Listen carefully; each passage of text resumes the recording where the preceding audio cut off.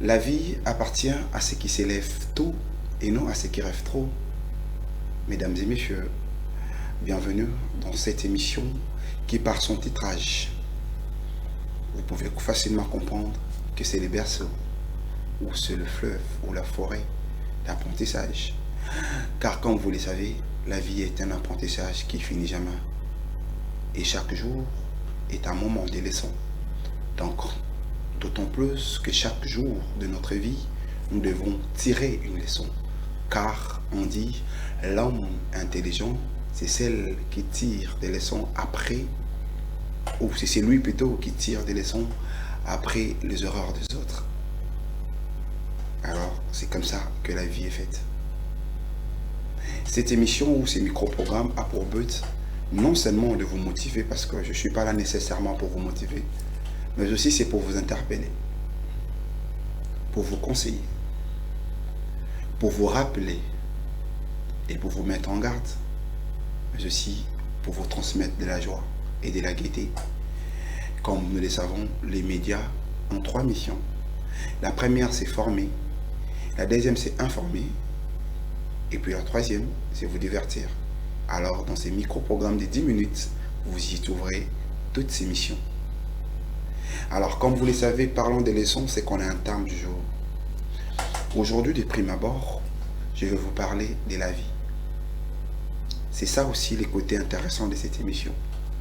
Nous sommes là pour vous rappeler l'importance, la force, la pertinence de certaines choses. Non seulement de certaines choses, mais aussi de certains mots ou de certaines paroles que nous ignorons, pour qui nous donnons un sens bagatelle, donc un sens négligeable. Alors c'est ici, dans la leçon du jour, que vous saurez la force. Il arrive des fois que nous prononçons certains mots sans pourtant reconnaître la pertinence et la force. Nous rencontrons certaines réalités où nous accueillons certaines réalités avec plus ou beaucoup de légèreté. Alors, chaque événement, chaque situation est une leçon et qui compte à chacun de nous d'en tirer. Oui. Alors, aujourd'hui, je vais vous parler de l'importance de la vie. Parce que si vous avez le courage ou la chance, je peux dire la malchance, de me suivre, c'est parce que je suis en vie. Et si moi, j'ai aussi le courage de vous parler aujourd'hui, c'est parce que je suis en vie. Mais posons-nous la question, combien vivent tout en étant ignorants de l'importance de la vie? Combien de gens pensent qu'ils vivent mieux que les autres? Combien de gens pensent qu'ils vivent moins bon, que leur vie, elle est moins bonne que les autres, que celle des autres, s'il faut parler. Alors aujourd'hui, je vais vous parler de la vie. Oui, il y a plusieurs éléments, il y a plusieurs raisons qui prônent la force ou la pertinence de la vie. Parmi tant de raisons, moi j'en tire 3. Déjà, la première, c'est l'acquisition de la vie. Comment nous venons au monde? Comment nous devenons des humains?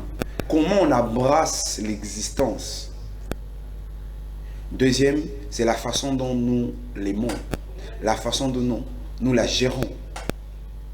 Et la troisième, c'est la façon dont nous la perdons. Alors, à travers ces 3, au travers de 3 points, je veux dénicher, je veux dévoiler, je veux vomir pour vous le côté pertinent, le côté éléphantesque, le côté fort de la vie. Déjà, partons un peu plus vite sur l'acquisition de la vie. Nous venons tous au monde de façon naturelle et de façon égale. Quelle que soit la voie par laquelle tu es passé, c'est-à-dire voie génitale, par césarienne, mais nous tous, nous venons au monde de la même manière. Pour preuve, la nature forte qu'elle est, elle nous laisse venir dans son sentier qui est l'univers, qui est la terre, qui est le monde, de façon inconsciente. Toute personne vient au monde tout en étant inconscient. Donc les bébés sont inconscients. Et la nature va te laisser un peu de temps de te ressaisir. Et derrière, tu vas exprimer tes envies, tes avis, souvent en souriant ou en pleurant. Et après des années, tu vas comprendre qu'est-ce que c'est la vie. Donc, si nous tous, nous venons, déjà, nous bénéficions de souffler des vies de façon bénévole, de façon gratuite, pourquoi vas-tu te diminuer? Pourquoi vas-tu penser que X vit mieux que toi? Parce que le souffle de vie qu'il bénéficie, c'est le même que toi tu en as. La vie n'a pas de prix. Personne n'achète le souffle de vie. Et après, c'est aussi la façon dont nous l'aimons. Ah, la vie. C'est le côté fort, c'est le côté intéressant de la vie. Comment nous choyons la vie? L'affection qu'on donne à la vie. Ce n'est pas parce qu'on a l'argent. Non, c'est parce qu'on trouve l'envie de rester en vie. Et 9 sur 10 personnes ne sont pas prêtes à mourir.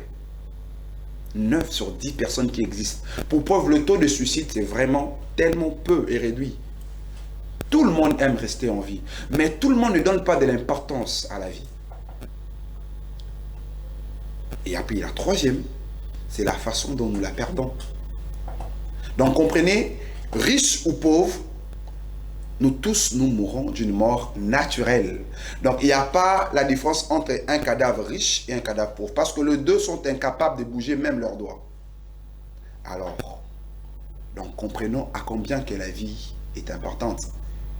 Et son côté sacramentel, c'est aussi parce qu'elle n'a pas de prix. Alors profitons de la vie en gardant l'envie de rester en vie. C'était Fredo Douélé, l'homme de tant de choses à dire.